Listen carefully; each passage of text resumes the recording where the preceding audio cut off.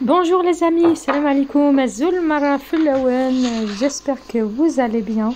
Je vous retrouve aujourd'hui pour une nouvelle vidéo après cette longue absence pour vous préparer ce pain juste magnifique.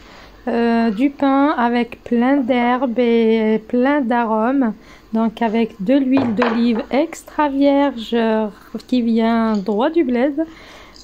Super bon, franchement faites-le, vous ne le regretterez pas, c'est une super bonne recette.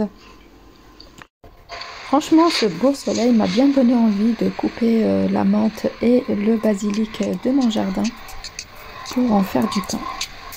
Donc là je retire les feuilles tranquillement,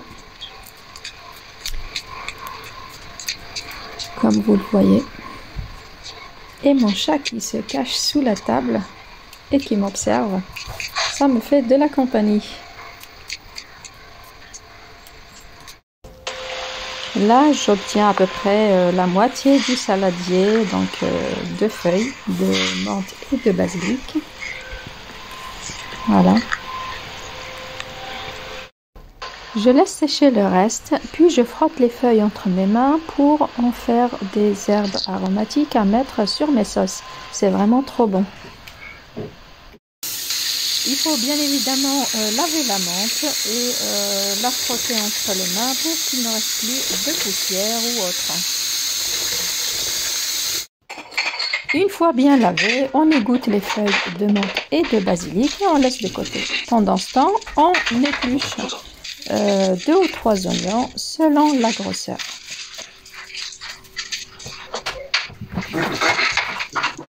À l'aide d'un hachoir, on va hacher les feuilles de menthe, de basilic et aussi les 3 oignons. Si vous n'avez pas de hachoir, vous coupez tout avec un couteau.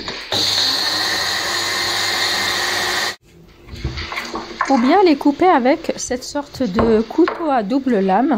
Ça aussi, ça va vite.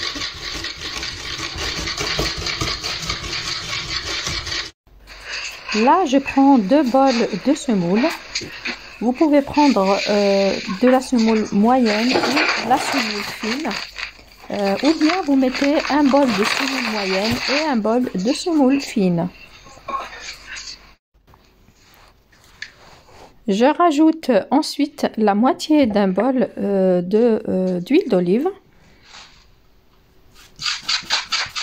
Tout en mélangeant. Voilà, je frotte bien entre les mains pour introduire, pour que l'huile soit bien introduite dans la semoule. J'arrive à présent à l'assemblage, donc je rajoute ma menthe, mon basilic et mes oignons à la semoule.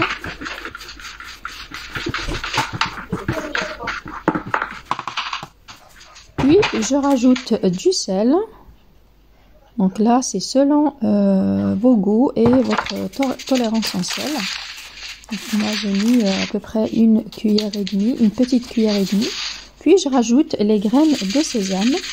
Et à cette étape-là, vous pouvez râper un peu de graisse animale. C'est facultatif. Voilà. Puis je commence à mélanger tout ça à la main. Et pour plus de goût, on rajoute de la coriandre que vous pouvez remplacer par du persil si vous le souhaitez. Là, je rajoute un demi-sachet de levure chimique. Je rappelle que la recette d'origine, on ne met pas de levure chimique. Donc là, ça, je l'ai rajouté juste pour que mon pain soit un peu plus léger. Voilà, je mélange bien, puis j'arrose avec un peu d'eau. Je fais ça petit à petit tout en mélangeant, donc juste avec le bout des doigts. Donc je ne vais pas pétrir la pâte, donc il n'y a pas besoin de pétrissage. Voilà, je forme une boule de pâte.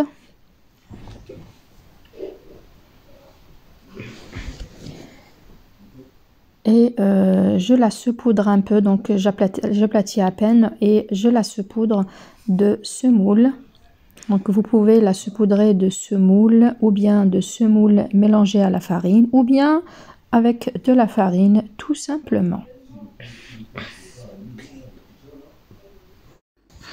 Après l'avoir saupoudrée de semoule des deux côtés, je la laisse à présent et je m'occupe du reste des pâtes. Donc je rajoute un peu d'eau et je façonne les deux boules de pâte. Voilà, petit à petit. Ou bien vous pouvez faire au fur et à mesure de la cuisson. Voilà.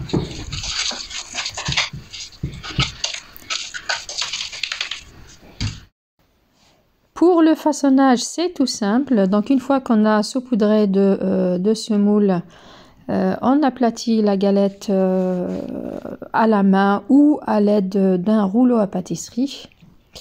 Donc moi j'aime bien que ce soit bien fin, hein, que mes galettes ne soient pas trop épaisses. Mais si vous aimez du pain épais, bah, faites-le comme vous aimez. Donc là j'ajuste bien les bords, que ce soit uniforme et joli. Voilà.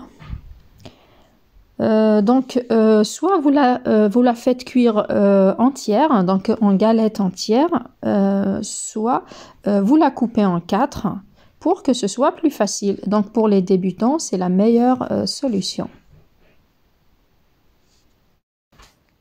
Regardez bien à quel point on peut avoir la facilité de mettre les quarts de galette sur la plaque. Donc c'est vraiment plus simple à faire.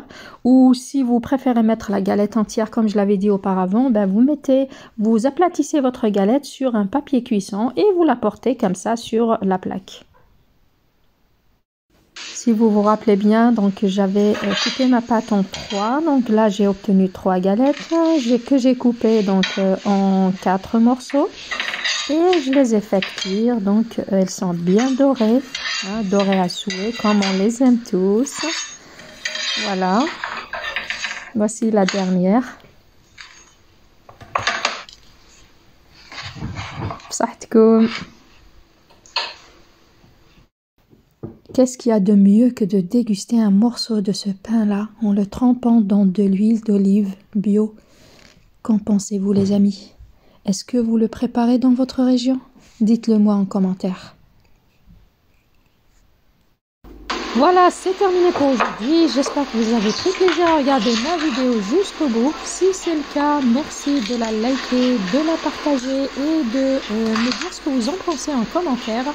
Si vous êtes nouveau sur ma chaîne, je vous invite à vous abonner et activer la cloche de notification pour recevoir mes prochaines publications.